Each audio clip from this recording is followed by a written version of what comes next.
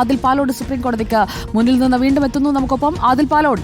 ഇപ്പോൾ സൈഫുനിസ ചൂണ്ടിക്കാട്ടിയതുപോലെ SIT അതിന്റെ തുടർ നീക്കങ്ങൾ ആലോചിച്ചുകൊണ്ടിരിക്കുകയാണ്. പരാതി വൈകിയത് ഈ ജാമ്യം അനുവദിക്കുന്നതിൽ, മുൻകൂർ ജാമ്യം നൽകുന്നതിൽ നിർണായകമായി മാറി എന്ന് വിലയിരുത്താം അല്ലേ ആദിൽ? ഉറപ്പായും അങ്ങനെ തന്നെ വിലയിരുത്തേണ്ടി വരും. കോടതിയുടെ ചില ചോദ്യങ്ങളും പ്രസക്തമാവുകയാണ്. ഇപ്പോൾ ലഭിക്കുന്ന വിശദാംശങ്ങൾ അനുസരിച്ച് പരാതി നൽകാൻ ധൈര്യമുണ്ടായിരുന്നില്ല എന്നായിരുന്നു അതിജീവിത കോടതിയെ അറിയിച്ചത്.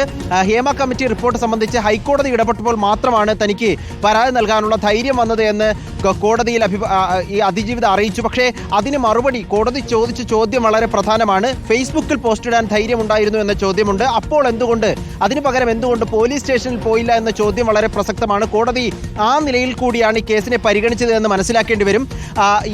സാധാരണഗതിയിൽ ഫേസ്ബുക്കിൽ പോസ്റ്റ് ഇടാൻ ധൈര്യം ഉണ്ടായിരുന്ന ഒരാൾക്ക് പോലീസ് സ്റ്റേഷനിൽ പോയി പരാതി നൽകാൻ എന്തുകൊണ്ട് ധൈര്യം വന്നില്ല എന്ന ചോദ്യമുണ്ട്.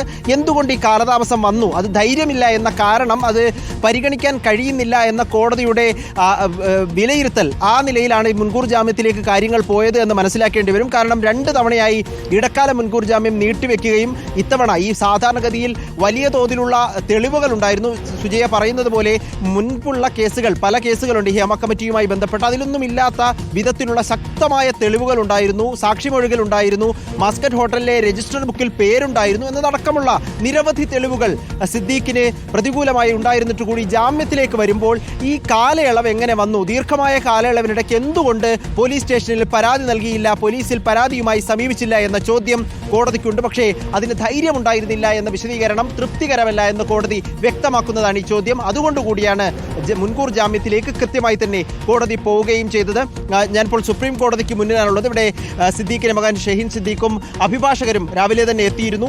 ഈ വാദങ്ങൾ കേൾക്കാനായി സുപ്രീം കോടതിക്ക് അകത്തുണ്ട്. അല്പസമയത്തിനകം പുറത്തിറങ്ങുകയും നമുക്ക് പ്രതികരണങ്ങൾ ലഭ്യമാക്കുകയും ചെയ്യാം. ഏതായാലും സിദ്ദീഖിനെ സംബന്ധിച്ചിടത്തോളം വളരെ പ്രധാനപ്പെട്ട ആശ്വാസകരമായ ഒരു വിധിയാണ് സുപ്രീം കോടതിയുടെ ഭാഗത്തു നിന്നുണ്ടായത്. ആദ്യഘട്ടത്തിലൊക്കെ സുപ്രീം മുൻകൂർ ജാമ്യം കിട്ടിയിരിക്കുകയാണ്.